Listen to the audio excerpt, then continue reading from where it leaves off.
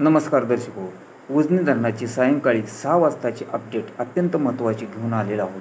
त्या अगोदर आपण चॅनलला सबस्क्राईब केले नसेल तर सबस्क्राईब करा व मिळवत राहा ताज्या व महत्त्वपूर्ण अपडेट. तर वीर धरणातून ही मोठ्या प्रमाणात विसर्ग सोडण्यात आलेला आहे.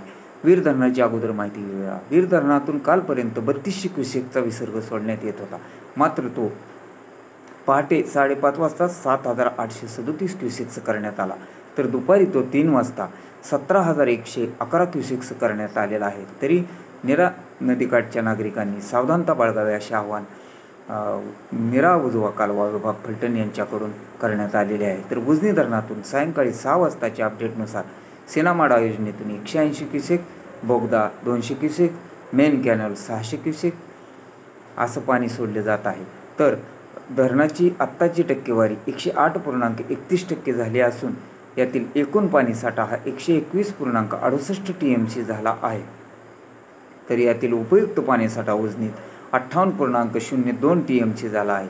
उजनीत येणारी आवक ही सध्या वाढलेली असून 21,542 क्युसेक्सने आवक सुरू असून उजनी धरणातून पहाटेपासून विसर्ग वाढवण्यास सुरुवात झालेली होती. तर तो आज सकाळी 25,000 क्युसेकचा विसर्ग होता. मात्र तो सकाळी 10:30 वाजता 30,000 क्युसेकचा विसर्ग करण्यात आला. यामध्ये वीज निर्मितीचा 1,600 क्युसेक्स असा 31,600 क्युसेक्स विसर्ग उजनी धरणातून थेट भीमा नदी पात्रामध्ये सोडला जात आहे. हा 31,600 क्युसेक्स अधिक वीर धरणातून सोडलेला 17,111 क्युसेक्स असा एकत्रित विसर्ग नीरा नरसिंगपूर येथील संगम येथे नीरा भीमा नदीच्या संगमामध्ये मिसळल्यास व तो 48,711 क्युसेकचा विसर्ग होणार आहे.